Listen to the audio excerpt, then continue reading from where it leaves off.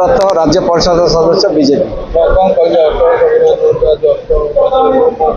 देखो महान नायक एवं राष्ट्रभक्त एवं पूर्वतन प्रधानमंत्री भारत रत्न अटल बिहारी वाजपेयी जो अष्टम श्राद्धवार्षिक उत्सव आज दिगपहंडी मुक्तेश्वर होता।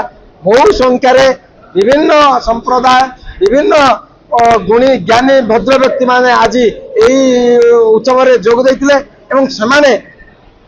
अटल बिहारी वाजपेयी विषय रे समस्ते दुई पद रखिते अटल जी आमर दिगपहंडी एरिया रे निर्वाचन मंडल रे समस्त आम अटल जी ये को गुणगान करूँ परी पथ को पाथय करी आम निश्चय एरिया विकास दिगरे एरिया समस्त गरीब कल्याण कार्य को जेपरी सुचारू रूप हो पार प्रति आम समस्ते ध्यान दू। आईनजीवी तथा अटल स्वाभिमान मंचर संपादक आज अगस्ट 16 तारिख अटल स्वाभिमान मंच तरफ एक कार्यक्रम आयोजित कर जहाँकि अटल जी श्राद्ध दिवस थिला।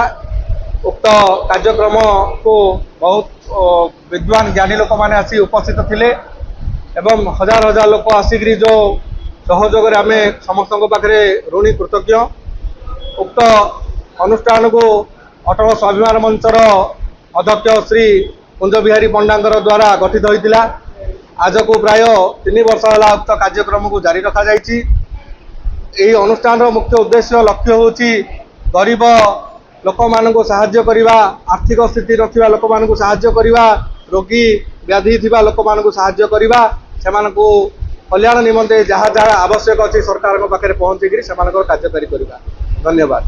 पवित्र एवं महान दिन आदिका आज स्वर्गत अटल बिहारी वाजपेयी जे कि आम भारत रत्न पूर्वतन प्रधानमंत्री राष्ट्रपुरुष अष्टम श्राद्धवार्षिकी यही अवसर में दिगपहंडर मुक्तेश्वर कल्याण मंडप में आम अटल स्वाभिमान मंच तरफ अटल परिवार तरफ एक कार्यक्रम करूँ जो बहु मात्रा अटल प्रेमी अटल परिवार सदस्य मैंने योगदान करते।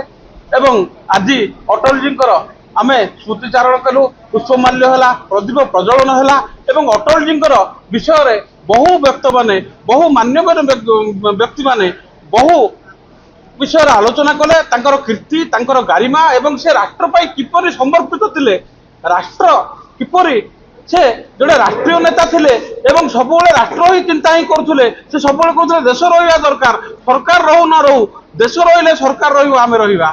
तेणु यही उद्देश्य नहीं एवं आधुनिक भारतर विकास तांको समय होता से प्रधानमंत्री थिला बेले तांको समय होता जहाँकि आम पाई एक आज मार्गदर्शन अच्छी। आज समग्र भारत वर्ष अटल जी आदर्श भारत वर्ष केंद्र सरकार राज्य सरकार विकास कार्य धारा जारी रखिंट।